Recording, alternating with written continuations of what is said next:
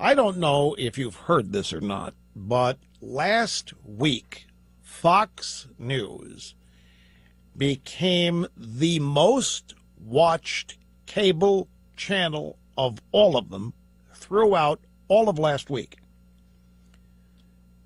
including the USA Network. I mean, Fox was the number one most viewed cable network of all of them throughout all of last week. Not just cable news, all of cable. During the Boston bombings and the subsequent manhunt,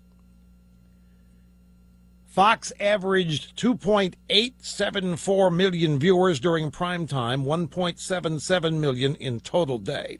Now, is that not fascinating? To become number one in all of cable, you don't even need 3 million viewers. That's how fractured it is. That's how many cable networks there are divvying up the American audience. 3 million viewers in prime time, about 2.874 million, and 1.77 million in total day. CNN was in third place, 1.985 million in prime time, 1.3 million in the daytime. MSNBC dropped off the radar. They ended up in 19th place. Fewer than 1 million viewers tuned in prime time, fewer than 600,000 in total day. Now, this is big for one reason. CNN used to be it. Now, CNN benefited from being the only cable news network for a while. As recently as 1988, when this program started, the only cable news network was CNN. That was it. It was CNN plus the networks and newspapers. That was it when this program started. Fox didn't come along until 1997. CNN used to be the go-to network when any disaster or major breaking news occurred. And even as Fox has overtaken CNN in recent years, that dynamic not all that long ago still held when there was major breaking news, like the wall or any kind of, CNN would get the viewers. They don't anymore. Left-wing liberal cable news networks are dying. And how are they dealing with it? Becoming more left-wing and liberal. They're becoming more radical, and I'll tell you, folks, it dovetails with my often recently expressed theory that there isn't any news anymore. That every time you turn on cable TV, all you're getting is the Democrat Party agenda. You know what the primary focus of MSNBC and CNN is? In addition to promoting and expanding the Obama agenda, and it's not just, it's the Obama agenda, which happens to be the Democrat Party agenda, but believe me, it's Obama driving it with these networks. It is also the reason they exist, and the narrative of every story they put on is how conservatives are wrong and how Republicans are wrong, how you can't agree with them, and how they're bad, how they're rotten. Those are the two narratives that make up CNN and MSNBC. And the cable viewing public, all of cable, but the news viewing public is not interested. Now, some people are hearing this and are saying, well, Rush, it ain't all that hot because Fox ain't all that conservative anymore. And I understand that. People People remark to me, it's not what it was, and they give me examples. All the liberal commentators that happen to now show up there, and I have people say the only real conservative on that network anymore is Hannity, which in a strict sense may be true. But the one thing still that Fox does, Fox reports news. During the day, Fox reports news. Now, at night, Fox News is talk radio on television. But during the day, they report news. And they cover things the other networks don't cover.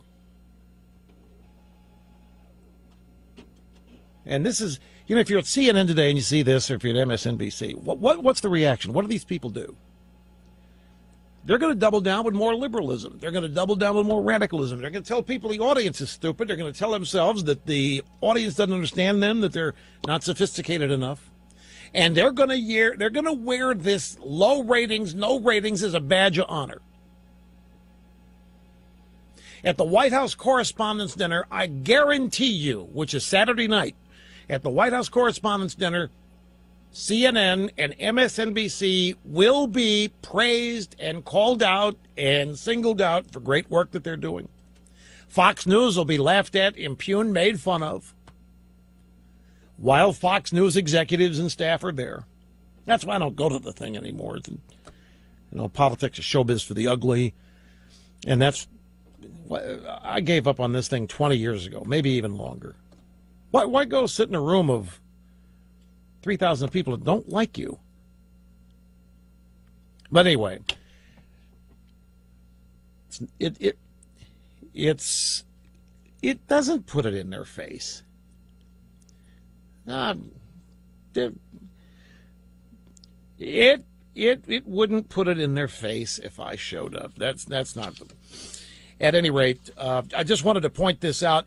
But that number of, stop and think here, folks, 2.8 million viewers primetime wins over every cable network out. HBO, USA, Food Network, E! Entertainment, TMZ, you name it.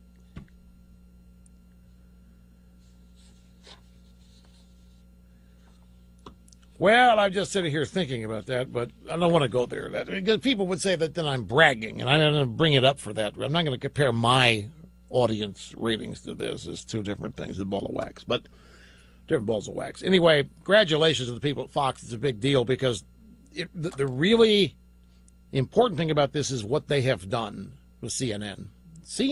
Folks, CNN used to own it. A story like last week, they used to own it, but now CNN, John King is apologizing. John King said it was embarrassing what happened last week because they ran with what other stuff they were told. Dark-skinned. They ran with all this stuff. It turned out not to be true. Well, let me find the number here. Hang on just a second. It's 17. So audio soundbite number 17 is John King, and this was on the radio in Washington this morning. Here's what he said. When you do something like this, it's embarrassing. The one thing you do have to do is look straight in the camera and say, we were wrong. In this case, we had two reputable sources, one of mine and one of a colleagues of mine, who have been reliable in the past, who simply had bad information. And we went with it, and we had to correct it. The best way to deal with it is to look people in the eye and say, we made a mistake, here's how we made the mistake, and then move on. Right. Now, if last week was embarrassing, then every week must be, because last week was not that out of the ordinary. I mean, last week might have been a little different in the focused importance of the news, but getting things wrong, go back to Newtown, go back to Columbine. I mean, these people, after the Aurora, Colorado movie theater, whatever shooting, what do they do? Tea Party. They are alienating statistically half of the country. That's a potential viewing audience. They're alienating them.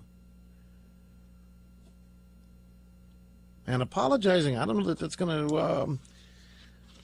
to count. Anyway, it isn't news anymore, and that's where this is all falling apart. And I'll tell you that what I take from this, We have not reached the tipping point where the vast majority of people in this country are liberal. We have not reached it. We are still being governed by a minority. And I think it's a pretty small minority, actually, in real terms. And it's governing against the will of the people in this country.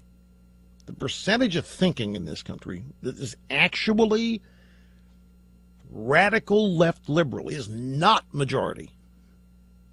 It's made to look that way. It's made to appear that way. But these audience numbers blow that to smithereens.